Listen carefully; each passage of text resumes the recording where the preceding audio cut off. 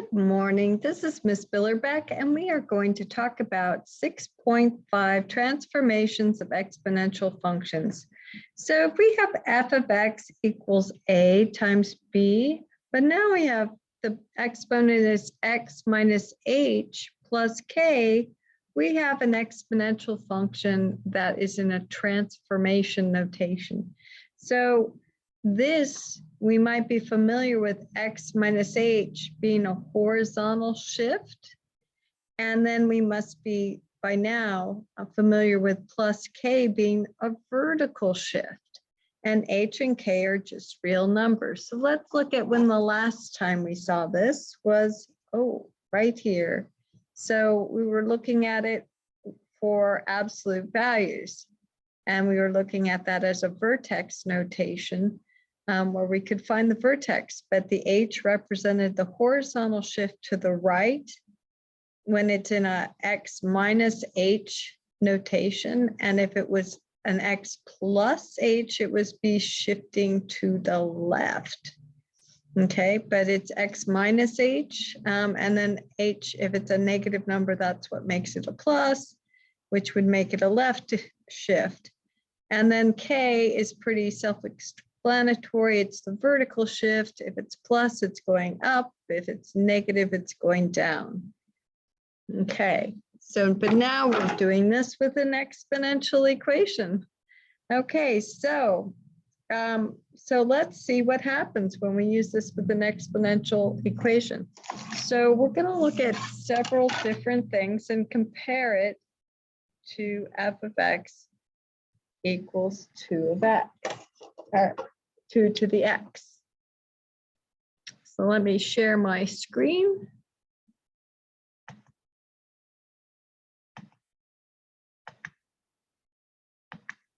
Go to this one here. Okay, I'm going to change this b to a 2. Okay, so if we see this f of x equals abx, this is what we're used to seeing.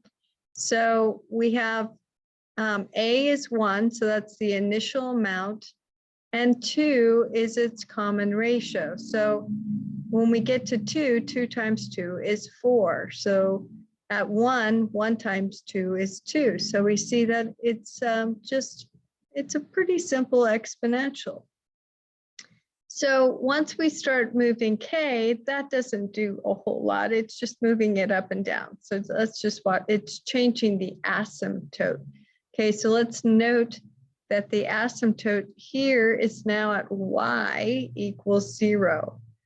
So it's a horizontal line at y equals 0. So now let's make it a positive vertical shift and look at that. So when we go through 2, we have a vertical shift of 1. So a, if its initial amount is 1 and we shift it up a vertical, it'd be 1 plus 1 is 2. So now the new y-intercept is 2. So that's why we don't want to say a is a y-intercept. It's just the initial amount. All right, so that's all the vertical shift does. So if we went negative, of course, it would just move down negative. So at -4, we have a y-intercept at -3. So the difference between here and here is -4. So it just shifted it down. All right, so let's put this back at 0. Let's go to -1 because that's what the example says. Okay, so now we're at -2 to the x, and we're going right through the origin here at 0, 0. So you see we are shifting it down by 1. So we're going to be subtracting 1 from our original exponential equation of f of x equals 2 to the x. All right, so let's take a look at what happens when we do a horizontal shift. Okay, so if we have a positive h, look at that. So the positive h just starts moving. Let's move it right there to 2. All right, so see how it's moved the 2 to my coordinate here It should be, there we go, right there is 2, 1. Well, the coordinate here is 0, 1, so it just shifted to this direction when we have that horizontal shift. So all it did is moved the what was the y-intercept, it moved it to over here. So the whole thing's going to be moved. So if we move this to 4, we're going to find that at 4, now we're at 4, 1. Oop, there it was, 4, 1. Okay, so that's the horizontal shift. So now the example's showing it at +2. Well, to be +2, we would have to go negative to -2, because minus a -2 is a +2. So if we look at, this is where when A is 1 is here, then I have -2, 1. There we go. It's hard to just get it right on there, but there we go, -2, 1. Okay, so it's just shifting it left now. So if I have a -h, it shifts it left 2. And if I move it to a +2,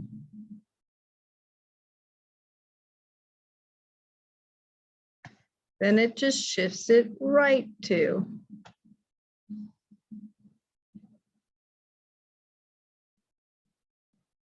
To 2, 1 instead of our original 0, 1. All right, so that's what the transformations do. It's very similar to the other transformations you've done. We're using the same notations of H, K. So just be careful with the X1. It's always minus H. So let's take a look at this example.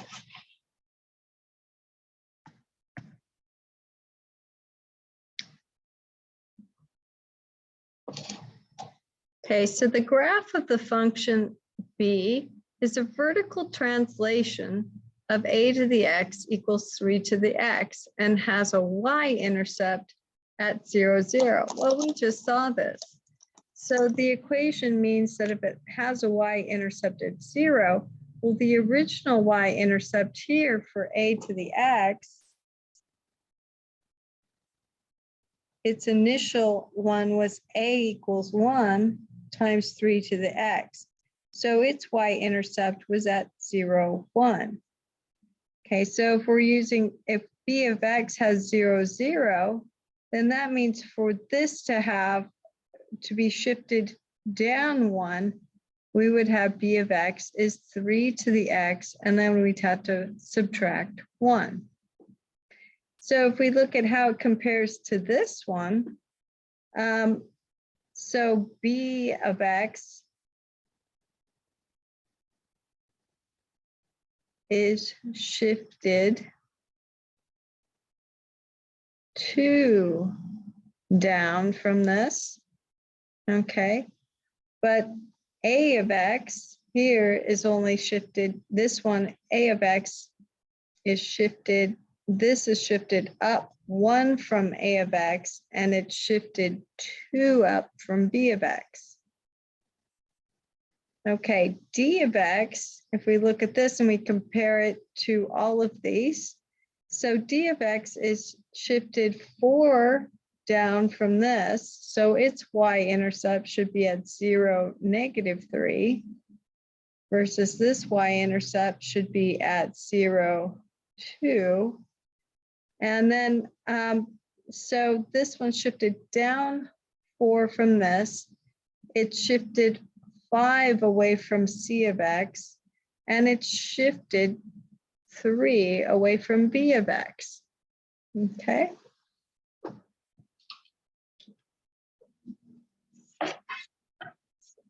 And that's all vertical shifts. So now let's talk about horizontal shifts.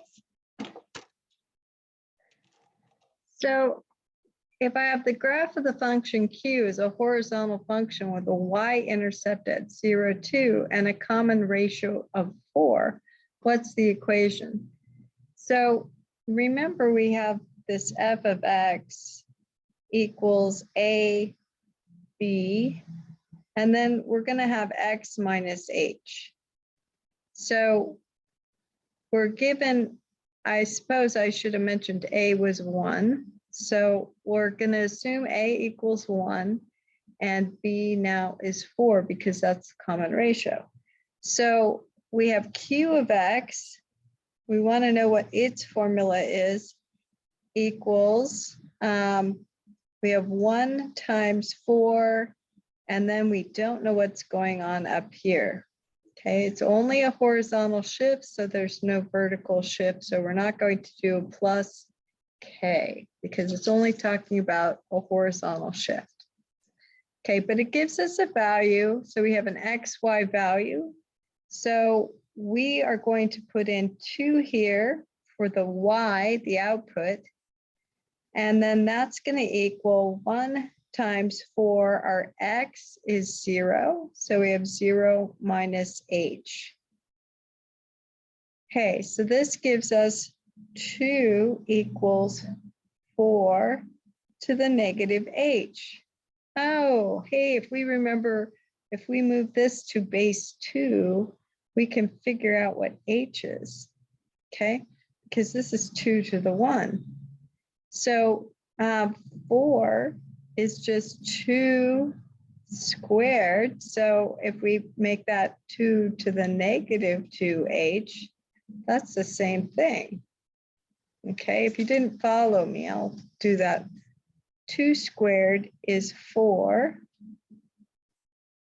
times negative h. So now we can write this as 2 to the first equals 2 to the negative 2h. All right, so that means what we can write. The bases are the same, so the exponents have to be the same. So now we just have an algebraic equation. And we are just going to move that like that. That cancels, boom, boom. And we get negative 1/2 equals h. Okay, so we have a plus 1/2 right there. Okay, so let's go ahead and write our equation then. I'm going to make some room here and erase this part. So our equation then for q of x is going to equal, we don't need to write this 1, so it's going to be 4 to the x plus 1/2. Okay, so that's how we would find an equation for an exponential function. That's it for this lesson. I hope you have a wonderful day.